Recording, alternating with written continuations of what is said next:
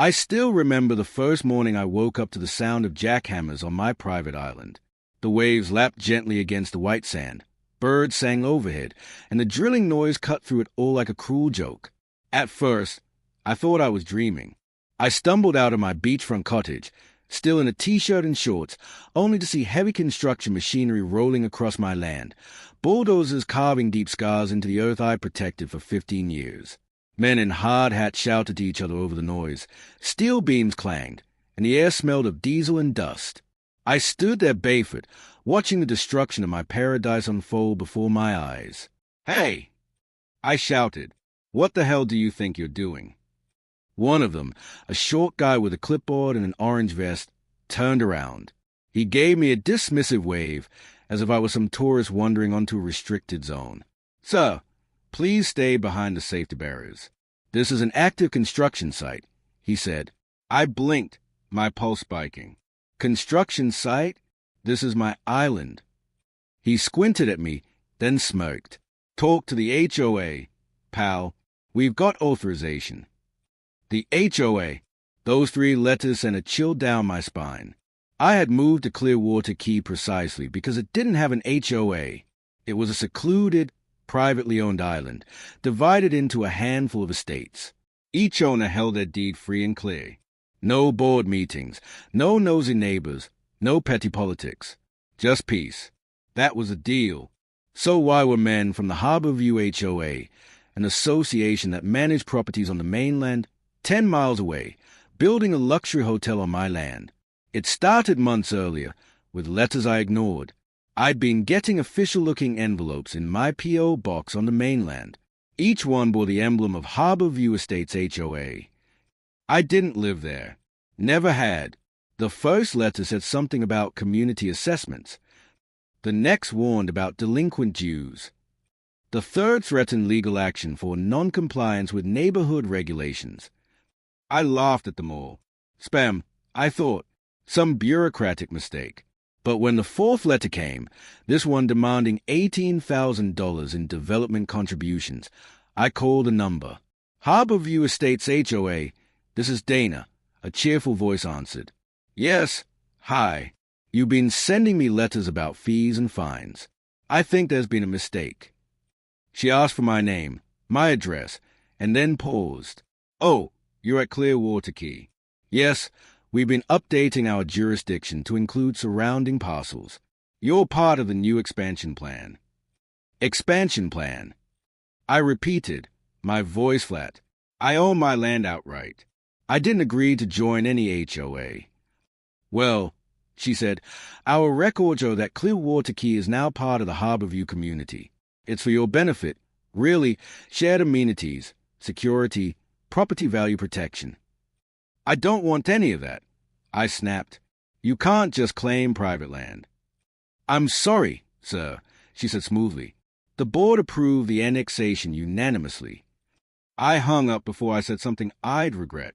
That's when I should have lawyered up, but I didn't. Instead, I shrugged it off, thinking no one would be insane enough to actually enforce that nonsense. I'd dealt with pushy bureaucrats before. They send threats, and when you don't pay, they go away. But this HOA didn't go away. They went all in. Now, standing in the sun with dust on my bare feet, I watched them drive pilings into sand. Massive signs read, "Coming soon, Harborview Resort and Spa. Experience luxury in paradise." The anger boiled inside me. My grandfather had bought this island in the 1960s as a fishing retreat. He'd passed it to my father, and then to me. It wasn't just property, it was family legacy. "Where's your supervisor?" I demanded. A man in a tailored suit walked up from the pier, sunglasses glinting, a gold badge pinned to his breast pocket. "HOA project manager." "I'm Alex Jennings," he said with a practiced smile. "And you must be—" "I'm the owner," I said.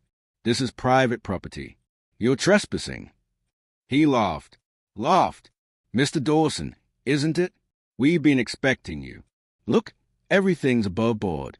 The HOA filed the development permits months ago. It's all legal." I never gave permission. He shrugged. "You don't have to. The association owns Clearwater Key now. We merged the deed into the Harborview Trust under eminent domain. That word, eminent domain, made my stomach twist. You can't use eminent domain for a hotel. That's for public infrastructure. Alex smirked. Public benefit, Mr. Dawson. Tourism. Jobs. Revenue. The county signed off. You should be thanking us. Your land value just went through the roof. I clenched my fists, trembling with rage. You'll regret this, I said quietly, and that was the moment the idea took root. Revenge, but not the screaming, impulsive kind. Not vandalism or violence. No, I was going to destroy them where it hurt most, in court. I walked away that day without another word. I let them finish. I let them build their steel monstrosity from the ground up, because I knew something they didn't. I had the original deed. Over the next year, I watched the transformation of my island from a tranquil paradise into a glittering abomination. From my small cottage on the far edge of the property, the only structure they hadn't demolished, they couldn't see me. I stayed quiet. I took pictures. I recorded everything. Luxury bungalows rose from the sand. They dredged a lagoon. They built a glass-walled lobby, a pier for yachts, and even a helipad. Every inch of it was illegal. I bided my time like a hunter waiting for his prey to step into the snare. Every few weeks, I'd get a letter from the HOA. They now claimed I owed them money for resisting cooperation. Fines piled up into the hundreds of thousands. Eventually, they foreclosed on what they claimed was my share of the island. They were playing checkers. I was playing chess, because before my father passed away, he had quietly transferred the land into a trust, one registered under maritime property law, not municipal or state jurisdiction. The deed wasn't public record in the county office. It was filed in federal archives. Untouchable. They had no idea the entire resort they were building stood on my trust land. I could have stopped them earlier, but I wanted them to sink their teeth in deep. I wanted them to invest millions, sign contracts, pre-sale rooms, and advertise opening week. Then, when the ribbon-cutting ceremony arrived, I'd strike. One evening, I stood on the shoreline, watching the resort lights flicker on one by one. The air smelled of salt and fresh paint. Music drifted across the water from their launch party. Champagne bottles popped. Laughter carried through the night. That's when I smiled, because the next morning I'd be walking into the county courthouse with a briefcase full of documents. Not just a deed. Oh, no. I had copies of every fraudulent permit, every misfiled notice, every recorded phone call. I had video evidence of construction without consent. I even had a forensic accountant's report proving HOA funds were used illegally to finance the build. They thought I was some hermit on a beach. They forgot who I used to be. Before the island, I was a real estate attorney. I knew every trick, every loophole, every precedent. And I was about to make an example out of them. That night, as the fireworks exploded over the new Harborview Resort and Spa, I sat on the porch with a glass of rum and a stack of papers on my lap. The moonlight caught the silver seal of the original deed. My name, my father's, my grandfather's. I whispered to the empty air, "This one's for you, Dad." Because tomorrow, the world would find out the truth. They didn't just build a hotel on someone's property. They built a hotel on the wrong man's revenge. The morning of the hearing, Clearwater Key was invisible behind a curtain of fog. The sea was calm, the kind of deceptive calm that happens right before a storm. I stood on the dock, suitcase in hand, watching the faint outline of the resort in the distance, all glass, steel, and arrogance. They thought they had won. I boarded the ferry to the mainland, the same one now rebranded Harborview Resort Shuttle. They didn't even know they were carrying their executioner aboard. Inside my briefcase were the original deeds, notarized trust documents, maritime property filings, and a federal registration number that would make every single structure on the island illegally constructed. By 9 a.m., I was walking into the Clearwater County Courthouse, a tall building of gray concrete and polished marble. Outside, local news vans lined the street. Reporters held microphones. Photographers snapped pictures. The opening of Harborview Resort had made headlines across the state, and now their land dispute case was the latest spectacle. Perfect. The more eyes, the better. Inside, the courtroom buzzed with whispers. On one side sat the Harborview HOA board, 5 smug faces in suits, including Alex Jennings, their project manager. He gave me a polite nod, the kind predators give before a kill. Next to him sat their attorney, a silver-haired man named Grant Thorne, one of the most expensive corporate lawyers in the state. On their table were glossy binders, neatly stacked exhibits, and bottled water. I sat alone at my table. No stacks of documents, no entourage. Just my briefcase and the calm of a man who already knew how this story ended. When Judge Pennington entered, the chatter died instantly. Case number 2025-114B, the bailiff announced. Dawson versus Harborview Homeowners Association. The judge glanced between us. Let's make this quick, shall we? Mr. Dawson, I understand you're representing yourself. Yes, Your Honor, I said. Thorne smirked. Always a bold choice. I didn't reply. Thorne went first. He stood and launched into a well-rehearsed monologue. Your Honor, the Harborview HOA legally acquired Clearwater Key under county-approved annexation. Our development was conducted in good faith, with all proper permits and funding. Mr. Dawson, while a previous owner, failed to pay assessed dues, resulting in lawful foreclosure under HOA bylaws. We have provided full documentation of our authority. He moved with confidence, like a man who had already delivered this performance at least a dozen times. When he finished, he shot me a look, half pity, half triumph. Your tone, Mr. Dawson. I stood slowly, buttoning my jacket. Thank you, Your Honor. Then I set the briefcase on the table and opened it with a soft click. The sound echoed through the courtroom like the cocking of a gun. First, I said, I'd like to address the HOA's claim of ownership. I lifted a document, yellowed at the edges, bearing an embossed federal seal. This, I said, is the original deed to Clearwater Key, dated 1964, registered under the Dawson Family Trust. My grandfather established it as a maritime private holding, which means it does not fall under county jurisdiction or annexation authority. I handed it to the bailiff, who passed it to the judge. Pennington's eyebrows shot up. Federal Maritime Trust? That's unusual. Unusual, but binding, I said. The land's jurisdiction is recorded with the U.S. Bureau of Oceanic Property. The HOA can't annex it because it doesn't legally exist within their county limits. The courtroom murmured. Thorne quickly stood. Objection. This is the first time we've seen this document. It's been public record for 60 years, I interrupted, turning toward him. Your team just never looked beyond county databases. The judge silenced the room with a raised hand. Continue, Mr. Dawson. Second, I said, pulling out another set of papers, the HOA's foreclosure notice is fraudulent. You can't foreclose on property you don't own. Furthermore, the HOA illegally diverted over $9 million of resident funds into the Harborview Resort project. I tapped a stack of spreadsheets. I hired a forensic accountant to trace every dollar. These are your signatures, Mr. Jennings, I said, holding up one page. And this, I turned another toward the judge, is an email where you personally approve construction without verified title ownership.